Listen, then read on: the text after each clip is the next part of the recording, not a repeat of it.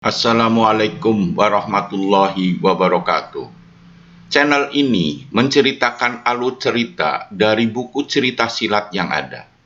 Karena hanya alur cerita, maka disarankan untuk membaca bukunya secara utuh. Untuk menambah semangat, saya mengharapkan dukungan pada channel ini dengan cara tekan tombol merah dan aktifkan loncengnya agar mendapat lanjutan ceritanya. Kali ini saya menceritakan alur cerita Bukek Xiansu atau Manusia Dewa karangan Asmaraman Kopingho. Jilid 19. Setelah Xin Leong dimasukkan ke dalam sumur ular, Tiamo Caili menggerakkan semua anak buahnya untuk menutup gua itu, sehingga sumur ular itu tertutup oleh batu-batu besar. Kemudian mereka melakukan perjalanan ke utara untuk membantu pergerakan Jenderal Anglusan. Kemanakah perginya Swat Hong?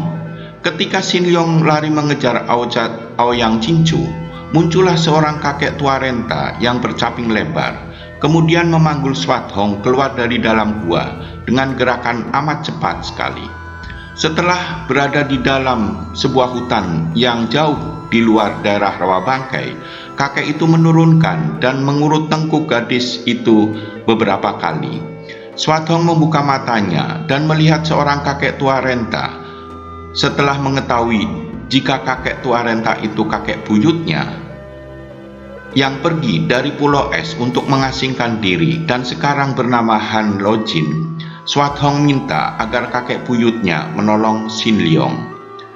Kakek itu tersenyum. Swat Hong disuruh istirahat dan memulihkan tenaganya, dan kakek itu berkelebat pergi.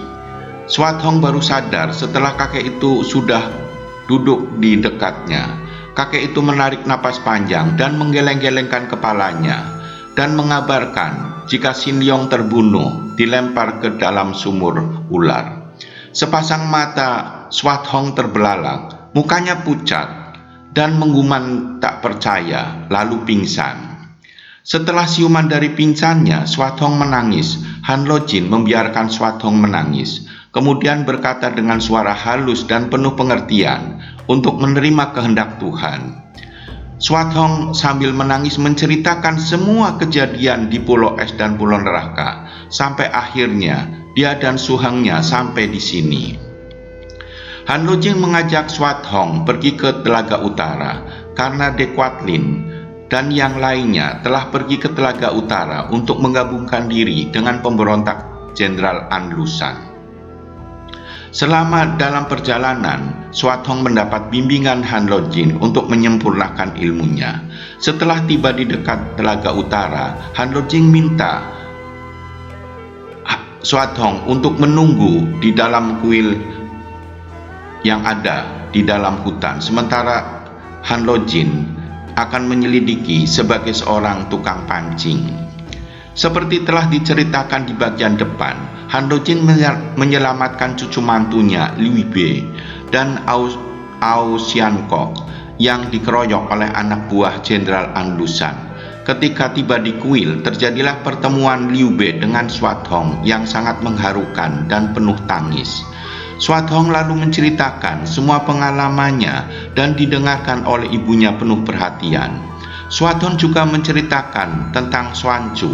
Liu Bei memanggil Ao Xiankok untuk ikut mendengarkan. Setelah itu, Han Lojin, Liu Bei, Ao Xiankok, dan Swat Hong pergi ke kota raja mencari Dequatlin untuk meminta kembali pusaka-pusaka Pulau Es.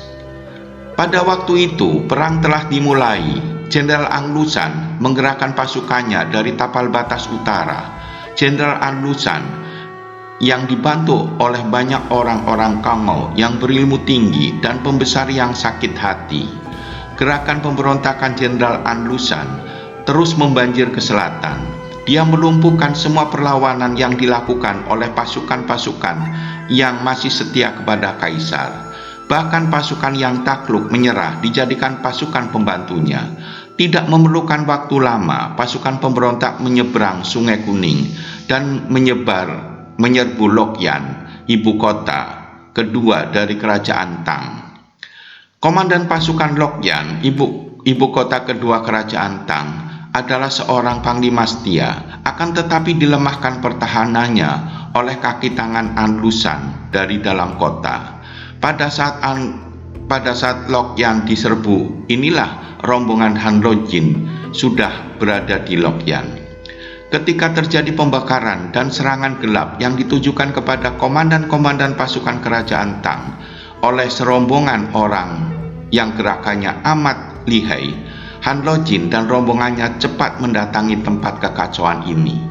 Di sini mereka melihat gerombolan pengacau. Han Lojin menunjuk wanita berbaju merah. Dialah Kiamo Chaili, salah seorang pembunuh Sin Leong. Mendengar bahwa wanita itu adalah salah satu di antara pembunuh suhengnya, Swat Hong meloncat dan menyerang. Kiamo Chaili cepat mengelak dengan meloncat ke belakang. Rambutnya yang panjang seperti hidup bergerak menyambar ke arah pergelangan tangan Swat Hong.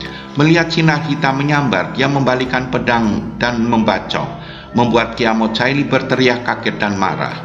Liu Bei dan Ao Sian Kok mengamuk dan celakalah 12 orang anak buah rawa bangkai itu. Dalam beberapa gebrakan saja, mereka roboh, tidak dapat bangkit lagi. Kiamo Chaili tidak berdaya menghadapi Swat Hong yang mengamuk. Tubuhnya terluka parah, pedang payungnya rusak, dan tangan kanannya dengan kuku beracunnya terkena pukulan inti salju Swat Im Sincang. Han Lojin minta Swat Hong mundur karena ingin menanyakan keberadaan Dekwat Lin. Saat Han Lojin lengah, tiba-tiba Kiamo Chaili dari bawah menyerang Han Lojin dengan payung dan kuku beracunnya dari jarak yang amat dekat. Cepres! Swat Hong menjerit dan pedangnya bergerak secepat kilat sebelum Kiamo Chaili sempat mencabut kembali pedangnya dari dada kakek itu. Kini darah muncrat-muncrat dari lambung Kiamo Chaili karena tebasan pedang Swat Hong dan dari dada Han Lojin. Kiamo Chaili mengeluarkan teriakan seperti binatang buas, menubruk Swat Hong dan menyerangnya. Namun Swat Hong menusukkan pedangnya ke leher Kiamo Chaili. Kiamo Chaili roboh terguling, berkerojotan mati dengan mata mendelik. Sebelum meninggal, Han Lojin sempat menasihati Swat Hong agar jangan terlalu ganas dalam setiap pertempuran. Liu Bei, Ao Sian Kok, dan Swat Hong segera membawa dan menguburkan jenazah Han Lojin di luar kota. Setelah itu, mereka pergi ke ibu kota Tiang'an mencari Dekwat Lin. Dengan dalih perjuangan menumbangkan kekuatan Lalim, itulah Jenderal Anlusan memimpin pasukan bala tentaranya menyerbu ke selatan. Di lain pihak, Kaisar Han Tiong atau Beng Ong melakukan perlawanan yang gigih dengan dalih menghancurkan dan membasmi pemberontak. Setelah seorang jenderal bernama Kok Chuk It melakukan perlawanan, melihat gerakan Jenderal Anlusan tidak dapat dibendung, panglima ini menyarankan agar Kaisar untuk pergi mengungsi ke Sichuan. Kaisar mengumpulkan semua pembantunya yang setia dan akhirnya mengungsi. Berangkatlah rombongan Kaisar ke barat. Yang berada di dalam rombongan itu, selain Kaisar sekeluarga, tentu saja termasuk Ceril Yang Hui, juga Perdana Menteri Yang Kok Tiong, Tiakam orang Kebiri yang setia, dan beberapa orang punggawa tinggi. Rombongan ini dikawal oleh pasukan pengawal istimewa pergi mengungsi yang dilakukan di waktu malam agar rakyat tidak mengetahuinya. Bu Xinyo dan Lim Tuanqi memata-matai keadaan Kaisar yang melarikan diri. Bu Xinyo terikat akan kematian kakaknya. Mereka berdua menyelinap lalu mengadakan kontak dengan para komandan pasukan pengawal dan menghasut Yang Hui dan Yang Kok Tiong dimanapun ada kesempatan. Mungkin saja kita sudah akan mati konyol jika sampai dapat disusul oleh pasukan-pasukan pemberontak, dan seterusnya. Mendengar hasutan-hasutan itu, mereka menjadi makin gelisah, dan akhirnya terdengarlah teriakan yang didahului oleh Swinyo dan Tuanqi. Gantung pengkhianat, bunuh penjual negara, seret Yang Kok Tiong. Dapat dibayangkan betapa kagetnya Kaisar dan lainnya ketika mendengar teriakan-teriakan itu. Yang Kok Tiong sendiri sedang berunding dengan orang-orang Tibet ketika tiba-tiba Kaisar bersama pengawal-pengawal pribadinya masuk ke kemah Yang Kok Tiong. Suasana menjadi tidak terkendali, akhirnya berujung pada kematian Yang Kok Tiong dikeroyok oleh pasukan kerajaan. Namun suasana tetap tidak terkendali dan semakin brutal. Akhirnya Yang Kui Hui mati tergantung sesuai dengan tuntutan pasukan yang terprovokasi. Bersambung ke jilid 20.